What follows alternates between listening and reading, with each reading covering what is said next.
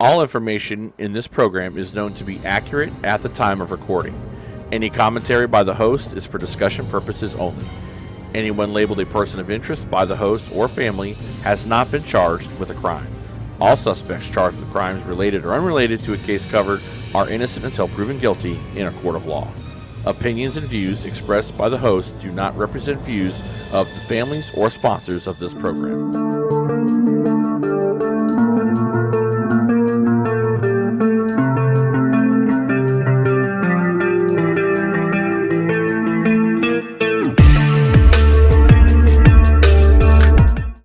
Welcome to this special video we're calling Behind the Truth, update on the Grimm Truth podcast. Where do I begin? So, first and foremost, I had a lot going on personally this year. This year has been just one of those years. I've had literally in the last 60 days a death in the family, a birth in the family, and then a wedding just this past weekend, or 2 weekends ago. So it's been hectic. On top of all that, some health issues, and just if anything can go wrong, it will go wrong. Murphy's my best friend, and I wanted to give you guys an update on what's going on. Sometimes I have all these great ideas, and I want to do so much. And I realize that even with the help of some volunteers, 2 volunteers now that are on board helping me out, I still can't do everything I want to do. And I have to keep it simple, stupid. The KISS method. And it needs to be about the podcast. It needs to be about the families. And maybe someday I can do all these grandiose things that I want to do. But I have to keep in mind that I started doing this to help others. And as I continue to do that, there are some cases that, that really get under my skin. Mainly the Chris Sanders case. And I want to touch on that real quick. Chris Sanders was the first case I got started with. It was a case I was following this case when I was still before I retired. I was still working, and I saw Chris Sanders' page pop up on a Facebook thing on something you may like or something like that, and I clicked on and was reading these posts by Karen and by Sandy, and it was a case I was just intrigued by, and I knew that if I ever did a podcast, it's going to be the first case I did. And I'm one of those people that when I get attached to something, or when I get I'm emotionally attached to this case, and I can't apologize for it, because sometimes God calls upon you to do things, and the case has me so frustrated sometimes, because people that want to talk and don't, it makes me wonder, well, if you've got nothing to hide, why don't you want to just talk? And things have gotten personal between Cody and I, and it's played out on on social media. It's played out on Facebook, and I want to talk about that. First, I want to let everybody know right off the top that Cody and I have talked at length the last couple of days. He has finally answered all of my questions that I had for him, and I want to thank him for that. I do. I wish we could have dispensed with the attacks and all that stuff, and just been able to work together. Because at the end of the day, it shouldn't be about Cody Penny or Steve Stone. It's about Chris Sanders. And sometimes I get so angry that we have a man who's gone for almost 5 years. He's gone. He missed his kids' graduations, birthdays, mom's birthday. He's missed so much stuff. And I feel like sometimes there's more people trying to hinder the search for Chris than helps the search for Chris. So I make it personal.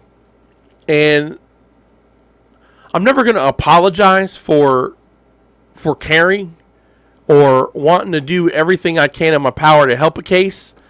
But what I am going to apologize for is not being professional enough to where it's going to cost me everything I've worked hard to build, everything that we've worked hard as a community to build. And I have to be careful because these things that, that I do for the family, sometimes, things come out in the heat of the moment and bad shit happens. And I don't ever want it to come to the point where it costs me my page and it costs me my group and costs me my podcast because, that would suck. And rebuilding would just be a huge mountain to climb. I'm not saying I wouldn't do it. I would. But the point being is that I'm never going to stop fighting for the families. But I have to kind of do it in a way. I've got to learn to do it in a way that's going to be, and there are ways for me to do it that where it's not calling out, someone. There are ways around it, and we'll talk about that, later, because I believe sometimes levity is always good. A little bit of comic relief sometimes is good. And there's ways to do things without calling someone a 4-letter word or acting in a manner that's unprofessional.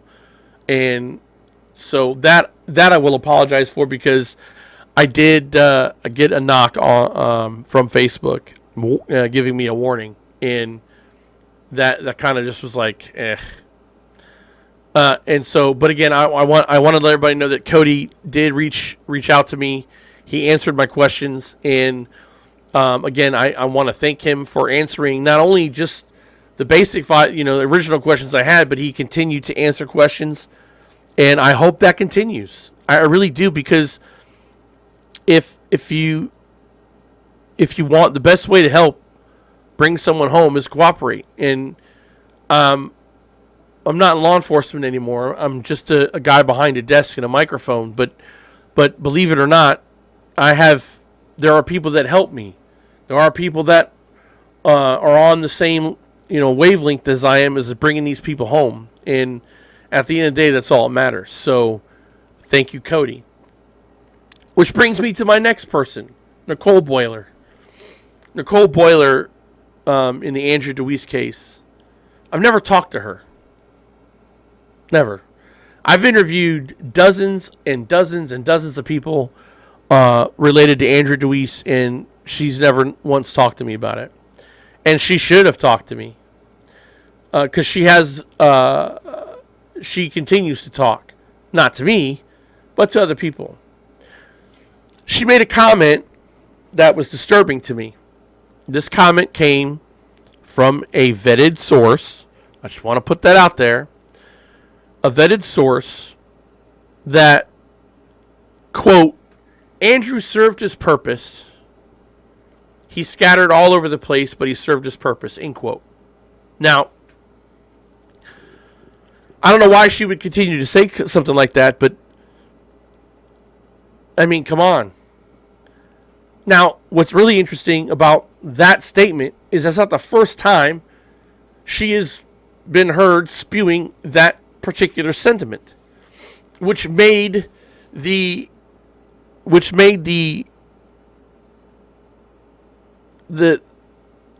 information that I got made it all the more reason why something needed to be listened to, because it's not the first time, ladies and gentlemen. But at the end of the day, again, like I said, has me calling out Nicole Boiler because she doesn't speak. Now, if she had nothing to do with Andrew's disappearance, she can talk to me. I can put all thoughts aside. I can remain neutral, and if she wanted to talk to me today, I'd talk to her. I would treat her with respect, and I would talk to her. So, Nicole, I am telling everybody in the world this, telling you now, I would give you all the time in the world to interview you about Andrew's case and let you tell your side of the story. Because there's plenty of people talking for you, and they're saying a lot of things. And if you really cared for Andrew, like you say you do, you would take me up on this offer and talk to me. Because at the end of the day, you have a lot of explaining to do. And you said you've talked to Sergeant Race, and you have. I know that you have, but it is what you're saying the truth?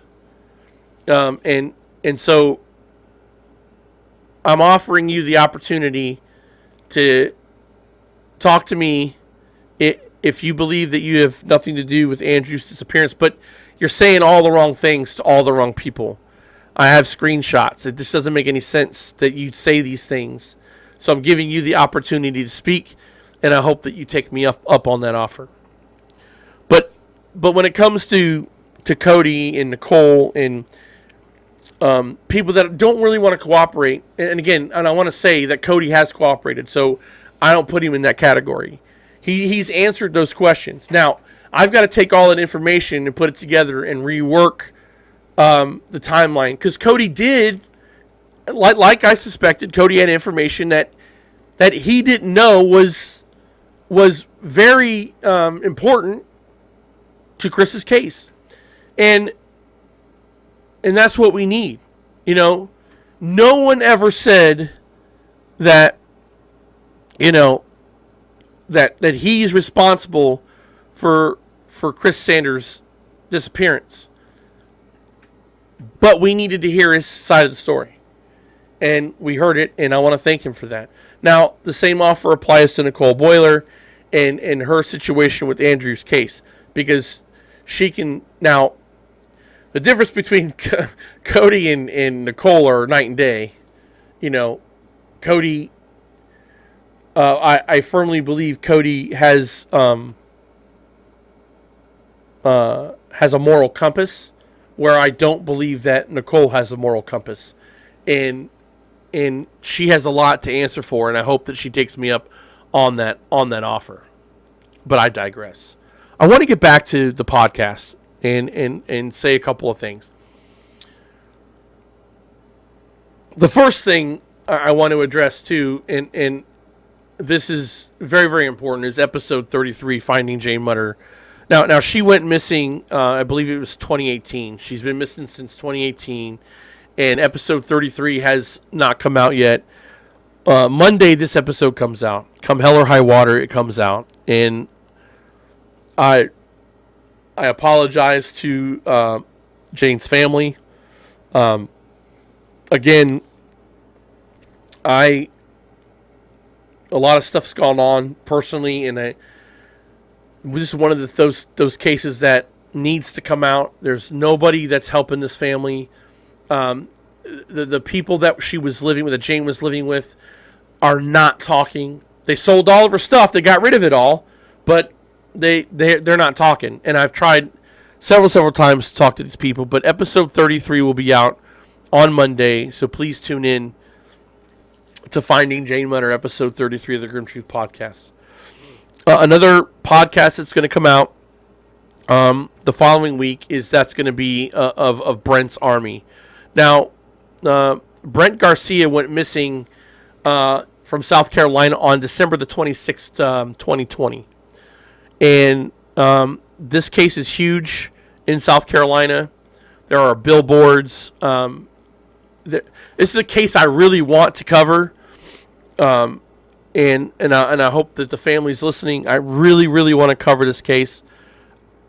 But what we're going to be talking about on this episode, episode 35, is going to be about how they've taken Brent's missing persons case and turned it from a negative into a positive. They've taken Brent, and Brent is a brand. Brent's Army is not just a slogan. It's not just a thing that is to get T-shirts. And this is a community organization movement where they've taken Brent's Army and turned it into a community effort to make change. And also, by the same token, keep Brent's face out there. Keep his name out there. Keep his missing persons case out there so that nobody forgets. And I think this is one of the most inspiring stories from the missing point of view. And again, it's not just a story. It's about a person's life. And that's very important. So this is going to be episode 35 of the Grimm Truth Podcast, Brent's Army. It's going to come out a week from Monday. And I hope you guys tune in. I think it's going to be wonderful. And I think it's going to change a lot of lives. And it's a story that needs to change a lot of lives. So that's coming up. I want to talk about something that's coming up this Friday. That's not a part of the Grimm Truth Podcast, but it's a part of a case that we've covered. On Friday, let me move the crawl at the bottom here so you can see. On April the 29th, 2022 at 8 p.m., there's going to be a birthday candlelight vigil for Joseph Little Joe Bain on April the 29th. Again, 8 p.m. on the corner of Victory Drive and Indian Springs Drive in Marshall, Texas. Folks, Little Joe's been missing for 21 plus years, which is fucking way too long for anybody to be missing. And this is a case that we've covered a lot. A case we continue to cover, continue to follow. Jolene is Little Joe's sister, and she has been the backbone, the spine, the central nervous system, whatever euphemism you want to use.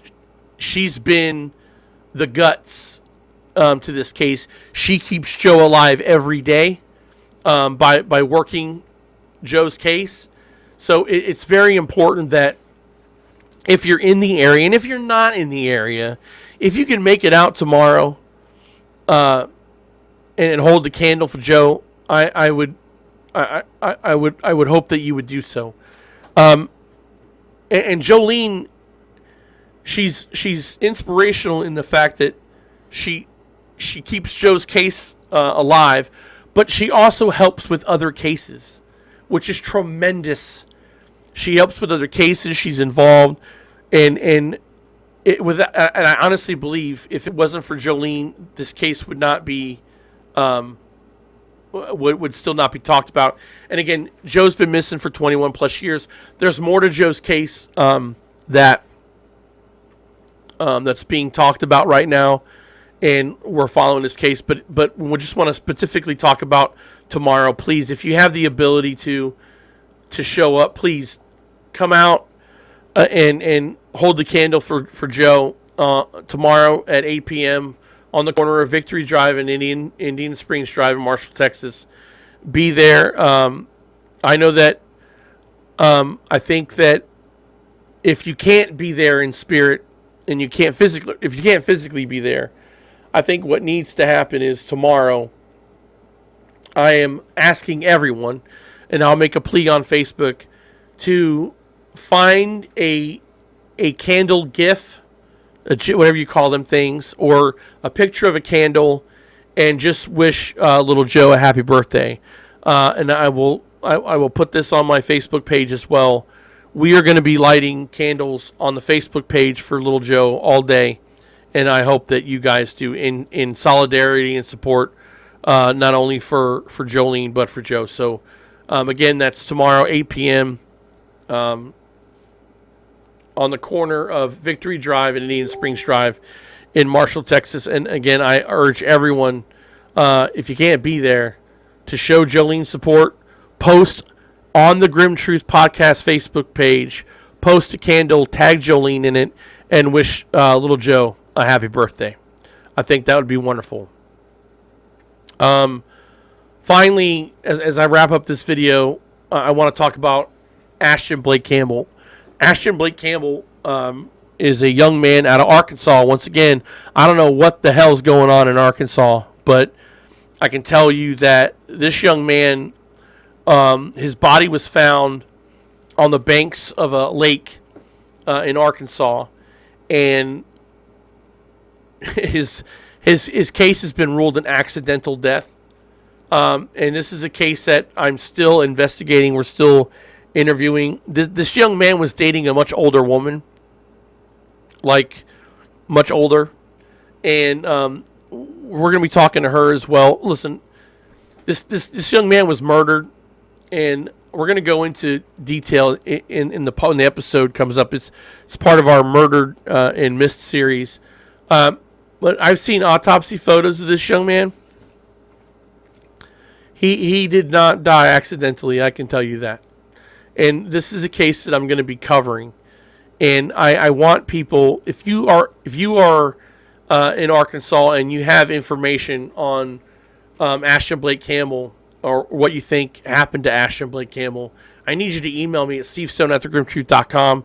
Again, at stevestone@thegrimtruth.com. You can remain anonymous if you need to. But we're coming down to the wire as we're wrapping up the investigation into this case before we air the podcast, and I need your help. So if you have any information, email me. But this is one of those cases that's coming up, and we're going to be we're diving deep, and I'm sure it's going to be more than one episode on his case, because there's just too much information and there's a lot of stuff. And we need to get the cops involved, because we need them to reinvestigate this thing, because it's not it was anything but accidental. I want to wrap up by saying a couple of things. One, this podcast means a lot to me. It really does, and it hurts me when I can't do what I want to do and do what I love doing, which is helping others and being a voice for the voiceless. And when I'm having these health issues and I'm sitting on the sidelines, just sitting in bed, or I'm just stewing because I can't do what I'm doing. And there's a lot of reflection. If anybody knows me, knows that all I want to do is help people, and we have to get back to the basics and get back to helping people. I have a team that is kind of coming together. That's going to help me research, which is what I desperately need, is help researching these cases, interviewing people, so I can not only focus on getting more episodes of the podcast out there, but also helping as many people as we can. And at the end of the day, this is about the podcast. And as we continue to be a voice for the voiceless in search of the truth, I want to thank everyone that's been a supporter of mine, whether you've been here day one or whether you've just started listening to us and supporting us. I want to thank you. I could not do it without you guys. I could not do it with our Facebook page. Almost 5,000 members on Facebook. That's huge. It's a huge goal. And now the YouTube page. And we're asking for help there. Subscribe to the Grimm Truth Podcast YouTube channel. Hit the notification bell so you never miss an episode of the Grimm Truth Podcast. Content about the missing and the murdered. And hit that like button. Smash it. Comment, like, share. Again, we need you guys to interact. We need you guys' involvement. We need you guys to help us push the narrative, and that is the truth. And you never know. Someone out there like yourself could end up having the answers a family needs to end their nightmare. Thank you so much for watching Behind the Truth, the Grimm Truth Podcast update. I appreciate it. Monday, episode 34, Finding Jane Mutter. We look forward to having you guys tune in. And please don't forget, at the time of this recording, tomorrow, please put a candle up on the Grimm Truth Podcast Facebook page for little Joe as we celebrate his birthday, and we keep hope alive that we're going to find out what happened. I'm Steve Stone. God bless. And we will talk to you later. Bye-bye.